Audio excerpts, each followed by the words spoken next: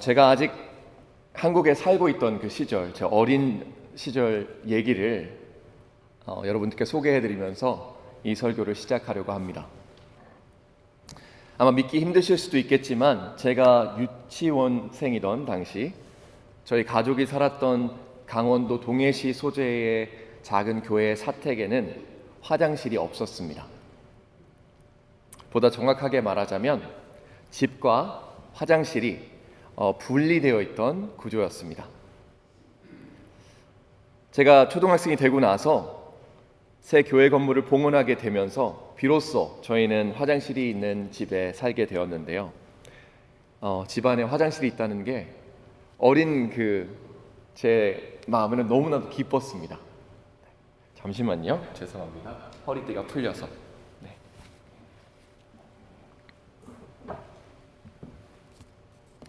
많은 성도님들도 기억하시겠지만 우리 80년대 아니면 90년대 초반까지만 해도 시골에는 요즘과 같은 변기와 하수 시설이 잘 갖춰지지 않은 재래식 화장실을 사용하는 가정들이 꽤나 있었고, 제가 어릴 적 살았던 그 집처럼 거주 공간과 또 화장실이 분리되어 있는 구조의 집을 어렵지 않게 볼 수 있었습니다. 아마 서울에 사셨던 분들은 전도사님 그렇게 나이가 많은 것 같지가 않은데 뭐 저런 얘기를 하시라고 생각할 수도 있는데 정말 그랬습니다. 이런 소위 푸세식 화장실들은 아무래도 청결함과는 거리가 멀었습니다. 아직도 기억나는 것이 그 작고 어두컴컴한 화장실 공간 안으로 들어가면 시멘트 바닥 중앙에는 적당한 크기의 이런 구멍이 나 있었고, 그 아래로는 이제 배설물들이 모이는 깊은 구덩이가 있었습니다. 그리고 용변을 보기 위해서는 당연히 그 구멍 위에 쪼그리고 앉아야만 했죠. 사실 아무리 좋게 포장하더라도, 아무리 낭만적이다, 추억이 이렇게 새삼 막 새록새록 기억이 난다 라고 할지라도 결코 아름다운 모습은 아닙니다. 또 기억나는 것은 일주일에 한 번 정도, 요즘 제가 이게 정식 명칭이 뭘까 하고 찾아봤는데 분뇨 수거차라고 하는, 저희가 흔히 말하는 똥차가 동네를 두루두루 다니면서 운행을 하다 보니 이 똥차의 실물을 보게 되면 가끔 그런 얘기를 했던 것 같아요. 제 어린 기억에 되게 오늘 굉장히 운수 좋은 날이다 뭐 이런 얘기를 했던 것 같고, 그리고 저는 사실 그 실물을 많이 보지는 못했어요. 이유가 뭐냐면 아마 그 차들이 이제 새벽에 많이 운행을 하는데 어린 제가 뭐 새벽에 일어날 일이 있겠습니까? 그래서 그 간혹 보면 와 똥차다 하면서 그랬던 기억도 납니다. 제가 설명드렸던, 그리고 어쩌면 여러분들이 저보다 더 잘 아실 수 있는 이런 종류의 화장실을 사용하는 건 여간 불편하고 불쾌한 일이 아닐 수 없었습니다. 그리고 저는 어렸을 때 이런 화장실을 사용하는 게 정말 너무너무 싫었습니다. 여름이면 더욱더 이제 강력해지는 악취 때문에 불쾌하고요. 겨울이면 얼어붙을 것 같은 추위 때문에 정말이지 불편했습니다. 하지만 어린 저에게 그 악취나 얼어붙는 추위보다 더 싫은 것이 하나 있었는데요. 그건 바로, 한번 생각해 보시겠어요? 캄캄한 밤에 그 화장실에 가야 하는 거였습니다. 전 정말로 밤에 가는 화장실이 너무나도 싫었습니다. 아니, 너무 무서웠습니다. 그리고 어린이의 그 풍부한 상상력을 동원하게 되지 않겠습니까? 그 상상력으로 꼼꼼하게 메워진 그 한밤중의 화장실의 경험은 극한의 공포 체험이나 마찬가지였습니다. 하지만 6살 난 저, 7살 난 남짓의 어린 제가 제 아무리 노력한들 해도 밤에 찾아오는 생리현상을 막을 도리가 없죠. 그리고 전 그 가기 싫은 화장실에 가야만 했습니다. 그래서 저는 마지못해서, 하지만 결론적으로는 급한 마음으로 제 이부자리를 이제 박차고 나와야 했고, 이제 어둠 속을 더듬으면서 부모님이 계신 방으로 향합니다. 그리고 주무시고 계시는 어머니를 찾은 후에 어머니의 팔을 이렇게 지그시 흔들며 이야기하죠. 엄마, 일어나세요. 저 화장실 가야 돼요. 대부분의 어머니가 그렇듯이 제 작은 소리에도 바로 어머니는 일어나십니다. 그리고 익숙하신 듯 제 손을 이끌고 집 밖 화장실로 저를 데리고 가셨습니다. 어머니와 함께 화장실에 도착해서 제가 화장실 안으로 들어가면 어머니는 항상 제가 볼일을 마칠 때까지 문 반대편에 서서 절 기다려 주셨습니다. 그럼에도 불구하고 전 늘 조금은 무서웠던 것 같아요. 그래서인지 전 몇 초, 10초 단위, 5초 단위로 계속 어머니께 말을 걸죠. 절 두고 가시는 건 아닌지 확인하기 위해서입니다. 엄마, 거기 계시죠? 엄마, 거기 있는 거 맞죠? 엄마, 있죠? 가면 안 돼요? 제가 이렇게 반복해서 묻고 또 이야기합니다. 그리고 그럴 때마다 저희 어머니는 매번 저를 안심시켜 주시면서 말씀하셨습니다. 나단아, 엄마 여기 있어.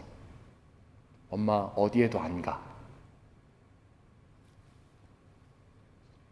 그런 어머니의 확신의 말은 저에게 너무나도 큰 힘이 되었습니다. 그리고 당시 어린아이였던 저의 풍부한 상상력으로 떠올린 수많은 무서운 그 어떤 생각들을, 그 생각들로부터 저를 지켜주고 보듬어주는 정말 엄청난 힘을 가진 그런 목소리였습니다. 여러분, 이 신성한 주일 아침에 제가 이렇게 지저분하다면 지저분할 수 있는 저의 어린 시절의 이야기를 여러분과 함께 나누는 이유가 무엇일까요? 바로 이것 때문입니다. 우리가 기독교인으로서 이 세상에 살아가면서 하나님과 멀어지는 경험을 종종 하게 됩니다. 그리고 그 이유는 다양할 수 있습니다. 하지만 그런 경험들을 하는 우리들은 마치 우리 삶 속에 하나님이 계시지 않는 듯한 그런 느낌을 받기도 하고요. 마치 우리가 하나님과 완전히 단절되어서 분리된 삶을 살고 있는 것처럼 느끼기도 합니다. 물론 여러분들 중에는 그 반대의 경험을 하시는 분들도 계실 겁니다. 하나님 정말 가까이 계신 것 같아서, 나의 마음에 직접 말씀하시는 것 같으며 나를 늘 위로하시는 그런 놀라운 경험입니다.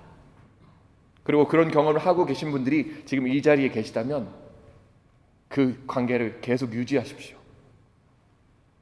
그 소중한 관계를 계속해서 이어나가시기를 간절히 바랍니다. 하지만 수많은 기독교인들을 포함한 이 세상의 많은 사람들이 외롭고 고립된 삶을 살아가는 것은 부정할 수 없는 사실입니다. 하나님께서 느껴지지 않는, 하나님의 존재가 느껴지지 않는, 하나님으로부터 동떨어져 있는 그런 삶을 살아가는 것만 같습니다. 요즘 내가 성경을 너무 많이 못 읽어.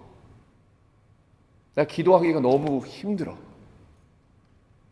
하나님을 바라봐야 되는 건 알겠는데 바라볼 수가 없어. 그게 자체가 너무 힘들어. 난 너무 멀리 온 것 같아. 어떻게 하나님께 돌아가야 할지 잘 모르겠어. 혹시 이런 생각을 마음에 품고 계신 분들이 이 자리에 계실지 모르겠습니다.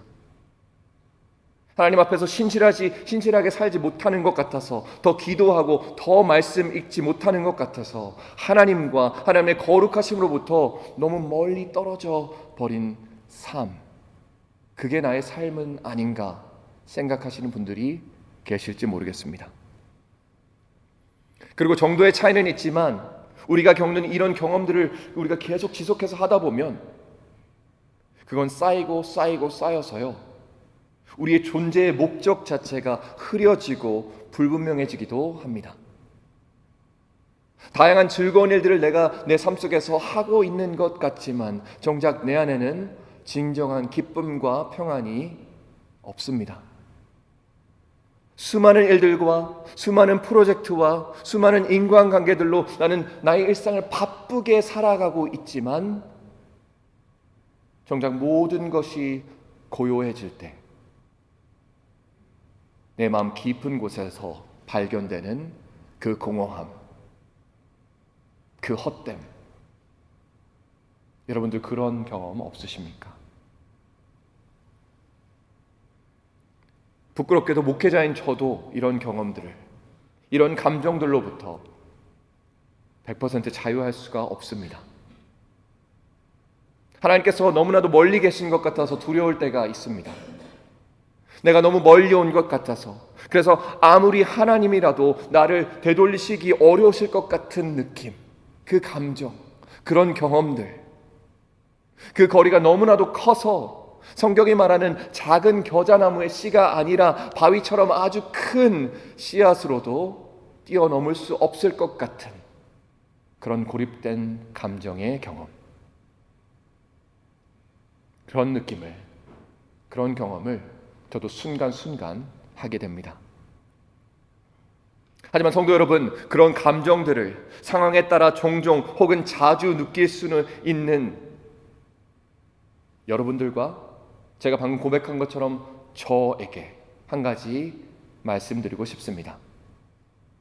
바로 우리가 그렇게 감정적으로 느끼는 것과 우리의 삶이 정말 그러하다고, 우리들과 하나님의 관계가 실제로 그렇게 떨어져 있다고, 우리가 정말 하나님으로부터 떠나왔고 하나님 또한 우리로부터 멀리 계신다고 인정하는 것은 완전히 다른 이야기입니다. 우리가 하나님과 우리들의 관계를 이야기할 때 마치 어떤 한 사물이 다른 한 사물로부터 멀리 떨어져 있는 물리적이며 지리적인 차원으로 이야기하는 경우가 종종 있죠. 아, 나 너무 멀리 왔어 하면 정말로 하나님이 절 멀리 계신 것 같아요. 그렇게 생각하기도 하고 그렇게 믿기도 합니다. 우리의 관계가, 하나님과의 관계가 실제로 그렇다고 믿는 사람들이 너무나 많습니다.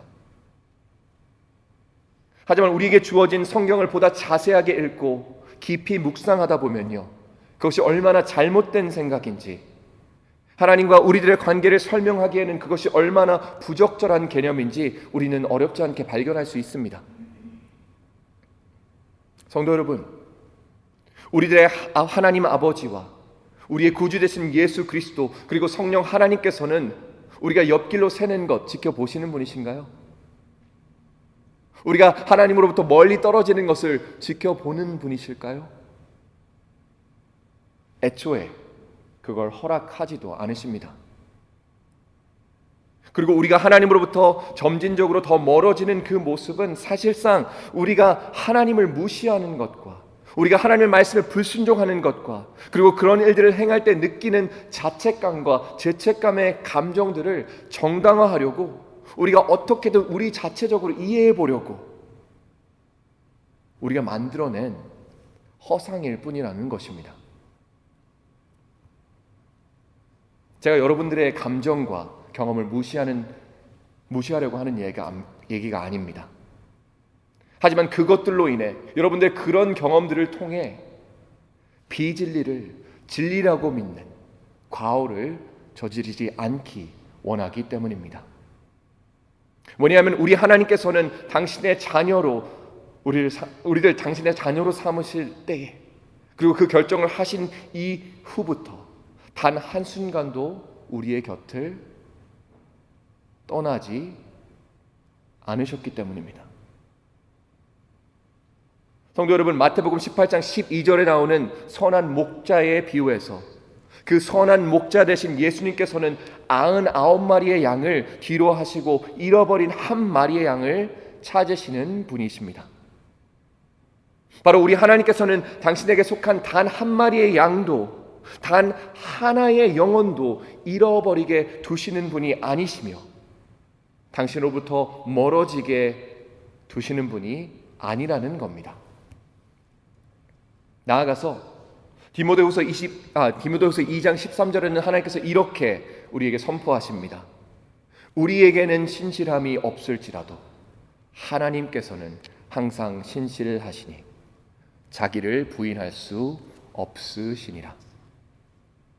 성도 여러분, 이 말씀들이 우리에게 얘기하는 것이 무엇입니까? 이 말씀들을 통해서 무엇을 보십니까? 바로 하나님께서 예수 그리스도의 피로 구원하셔서 당신의 자녀들로 확정하시고 확증하신 이들에게는 그들의 신실하지 못함도, 죄됨도, 한없이 부족함도, 꾸준하지 못함도 그들을 버리고 밀쳐낼 명분이 되지 않는다는 것입니다. 왜냐하면요, 우리의 아버지 되시는 하나님께서는 디모데후서의 말씀처럼 자녀된 우리들을 당신과 연합된 한 몸으로 보시기 때문입니다. 그렇게 해요. 교인된 우리들에게 하나님 사이에 물리적인 거리가 생길 수 있다고 생각하는 것 자체가 어떻게 보면 비성경적이라는 겁니다. 제자들을 떠나시면서 제자들 떠나시면서 제자들과 앞으로 올 모든 당신들의 제자들, 곧 우리죠. 교인들에게 말씀하신 마태복음 28장 20절에 예수님의 지상명령을 우리는 기억해야 합니다. 뭐라고 말씀하시죠? 후반부에 볼지어다 내가 세상 끝날까지 너희와 항상 함께 있으리라.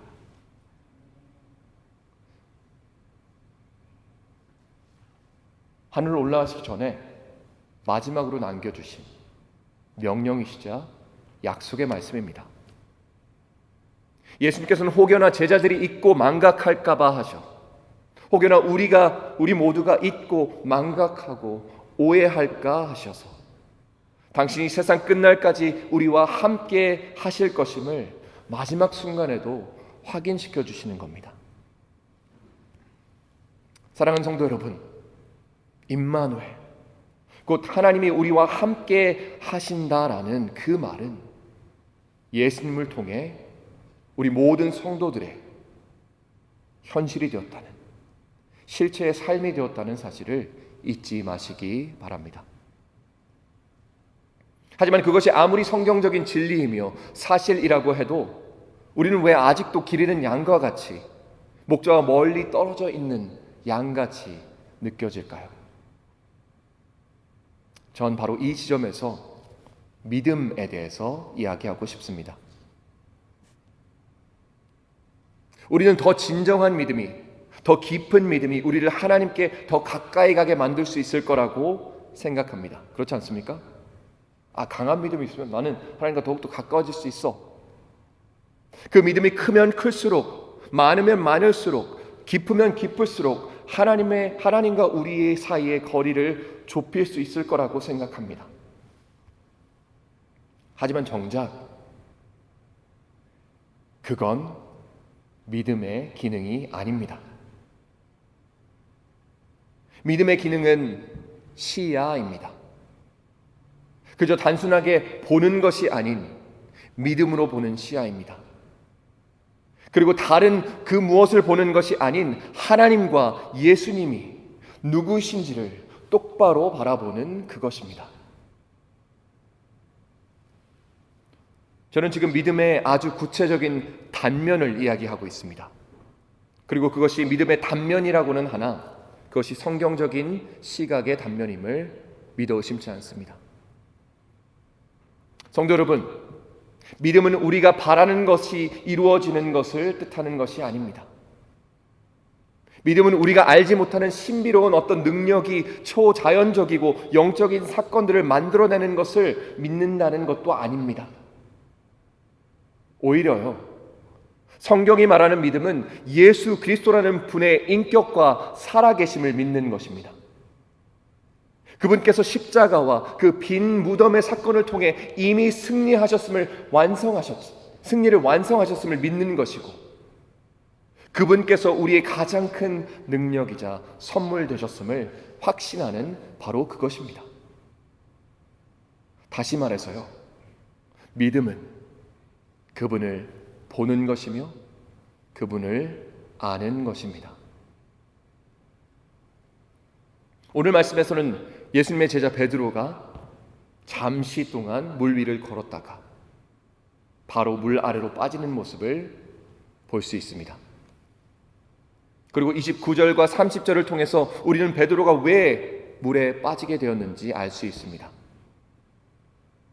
베드로는 오라 말씀하시는 예수님을 온전히 바라보지 못했습니다.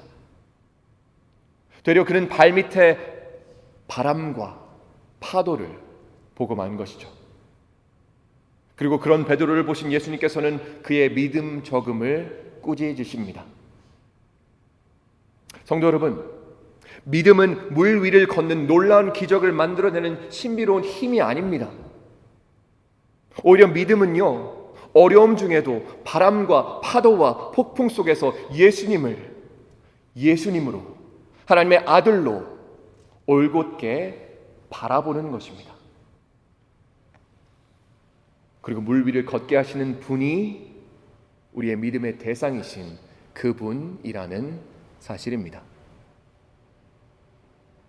우리가 그 믿음의 눈으로 우리 주변의 모든 것들을 바라보기 시작할 때 우리는 비로소 우리 곁을 단 한순간도 조금도 떠나지 아니하셨으며 언제든 도움의 손길로 인도하셨던 그 하나님이 거기 계신 것을 발견하게 되는 겁니다.